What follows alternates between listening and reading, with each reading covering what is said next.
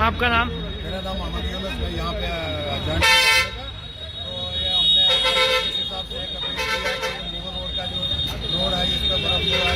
बनाया जाए, ताकि हमारी गाड़ियाँ जो है यहाँ से श्रीनगर जाए और श्रीनगर से यहाँ हमारी गाड़ियाँ जो है खड़ी हैं। यहाँ लोग हमारे जो भी ड्राइवर साहिबान हैं इनको काम बहुत यहाँ काम है, ताकि मुगल रोड से चलने से हमारे जो लोग हैं वो बेरोजगार हैं, ताकि हमारी रोजगार चले। दुकानदार भाई हैं सब वो देख रहे हैं कि जल्दी से जल्द मुगल रोड खोली जाए, ताकि हमारी गाड़ियाँ जो है जम्मू से सिरुकोट से श्रीनगर, श्रीनगर से सिरुकोट के लिए पहुँच करके हमारे हिसाब से सबसे